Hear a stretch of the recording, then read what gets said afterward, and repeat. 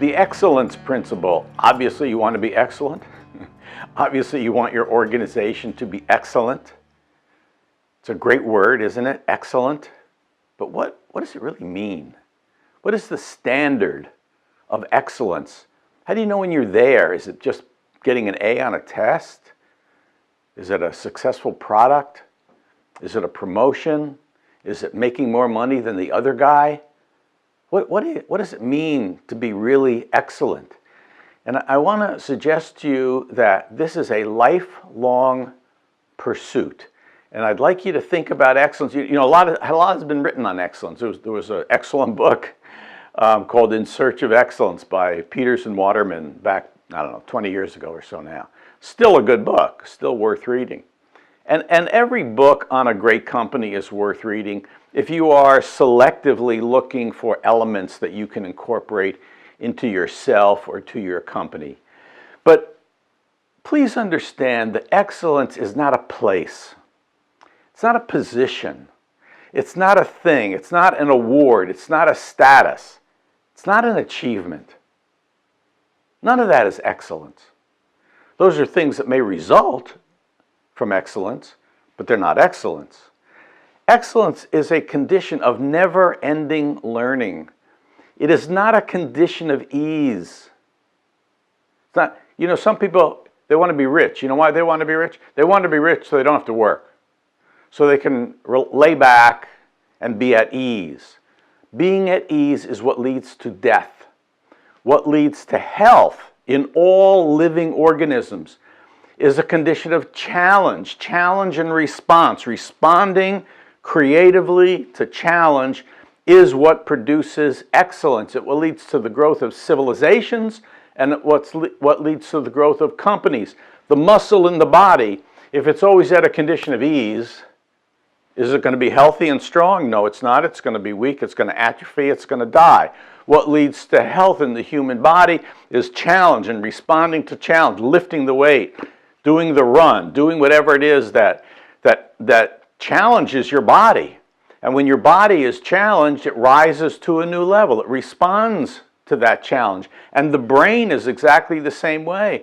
If you're watching, like, you know, dumb stuff, Friends, you know, or the Seinfeld show or whatever, if that's what you watch all the time, your brain is dulled. It's in a condition of ease. Watch stuff that challenges you. Read stuff that challenges you, that makes you think. Being in a state of challenge, creative dissatisfaction is what leads to excellence. Not being satisfied. When you're satisfied, you don't do anything. Then you're at ease. But when you have a challenge and you're responding to challenge, you have creative dissatisfaction. Not a neurotic dissatisfaction, but the creative dissatisfaction that says, you know, I'm here, but I want to be there. And how do I get there? Let's go. How do I get there? That's creative dissatisfaction. And that condition of constantly feeling that creative dissatisfaction is what leads to excellence in a human being. And it is the job of the leader to instill within the company not a condition of ease, but a state of challenge. That's the job of the leader. The job of the leader is to say, there's the mountaintop. Here's how we're going to climb the mountaintop. Here's when we're going to get to the mountaintop. Let's get moving up the mountaintop. The challenge, the exercise, that's what you do as a leader. You instill that in your own organization. Excellence is not a note. It's a melody or a rhythm. It's that thing that goes on and on. It's what you remember. You don't remember notes. Notes, you know, a note may sound good, but for a single fraction of a second. But it's the melody that really inspires. It's the melody that lifts people up. That's what excellence is. It's the spirit. It's the spirit of life. You know, it's the spirit of life that turns an acorn into an oak tree. And you have to have that spirit. You are an acorn to become an oak tree, right? And that's that spirit of excellence that you have to have. It's that understanding that you are to be, not that you are. It's the becoming of the to be that is in fact what excellence is. Now, one thing I learned way back working in prisons, I know I have a few strange prison stories. This is one of them. I had a prison of about 150 guys. 33 were in for murder. They were more serious offenders. And I had a personnel file on them, and I read the personnel file on them. And then I'd call them and I'd interview them. You know what I learned from them? None of them belonged here. What? None of them belonged here. Yeah, they were all found guilty. But if you listen to them, if you talk to them, none of them belonged here. You know why? They all had an other guy story. They all had a reason why they were there that was the other guys. The guys they hung out with, their parents, the judge, their lawyer. Anybody but them. It was never them. It was always the other guys. And because, and you know what? They weren't lying, by the way. They believed in the other guys. They were absolutely sincere when they talked about the other guys. People who achieve excellence are never blaming the other guys. There's something in psychology called locus of control. And there's an internal locus of control or external locus of control. People achieve excellence are very internally focused. People who are losers, to put it bluntly, and prison's just a good place to find a highly reliable sample.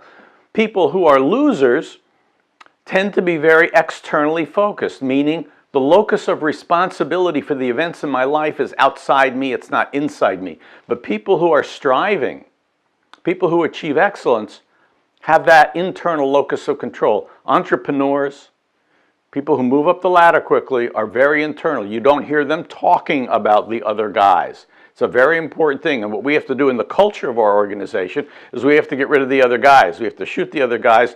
No other guys in this organization. Everybody has to be responsible. And we have to create the systems and structure that cause people to feel ownership and responsibility rather than blaming the other guys.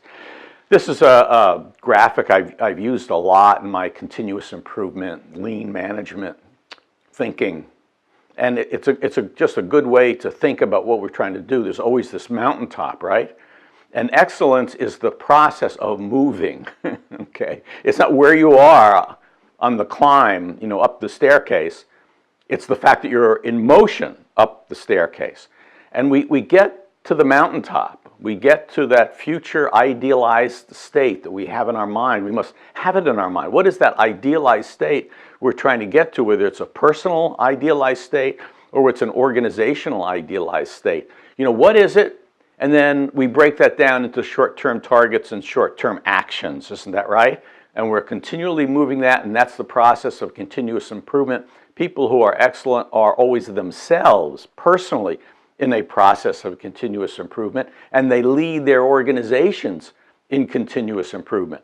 And there are always two sides to that. There's sort of the data side, the numbers, the hard data, and we should be very data focused. We should be empiricists. We should be scientists. We should be looking at the data. And we should be looking at the other side. The other side of things is human behavior. How we behave results in the data moving up the staircase of continuous improvement, if you will. But we have to be looking at the skills and the style, the communication, the behavioral patterns of people, our own and others, if we're going to help our organization achieve excellence. So there's always those two sides of continuous improvement. If you are going to achieve excellence, you need to be highly responsive to feedback. You need to be a sensitive processing machine. And what that means is you're constantly sensing how people are reacting to you, what's working and what's not working. You're listening to your customers and you're processing that. You're getting feedback from that and you're adapting to the feedback. And that's how we get better, right? A good driver of a car, a race car driver, is highly responsive to input or feedback from his eyes, right? That's why you don't drink and drive, because it slows down the feedback loop, right? But a race car driver is like super, like incredibly sensitive to, it's always great to watch in Formula One racing, like when a car begins to spin, and how amazingly quick the driver is at responding and adjusting appropriately. It's an amazing thing to watch.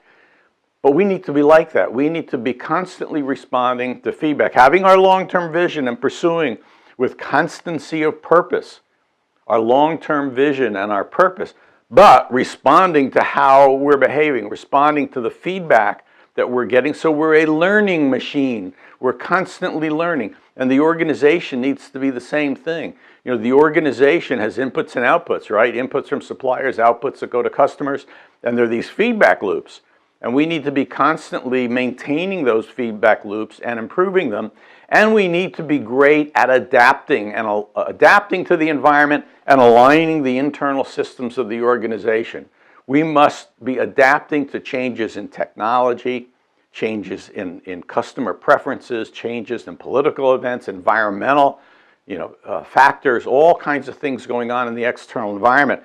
And every system that survives is adaptive and changing based on the changes in the external world. You're an adaptive system. We have to be like that as human beings, and we have to be like that as an organization. So the question is, how are we adapting? What are the external stimuli? What are the uncontrollables to which we must control our own system? We must adjust and adapt. And then we have to create alignment within the organization. And the alignment is, we have, within any organization, there are technical systems, social systems, and economic systems. And those need to be aligned. How we hire people, how we train people need to be aligned to the technical workflow and the work process, right? And all that needs to be aligned to the economic system, the money in, the money out, flow of money through the organization. All those systems have to be aligned. And it is the job of leaders in the organization to make that alignment happen. So adapting to changes in the external environment, aligning our systems and structures, skills, style, symbols. Internally, those are things we're constantly making sure they fit together. That's what alignment means, right?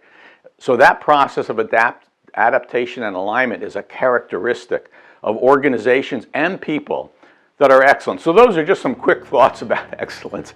Thinking about excellence is something you should do for the rest of your life. It's not a 15-minute video. Okay. Let's come back and let's talk about an exercise we can do around the principle of excellence.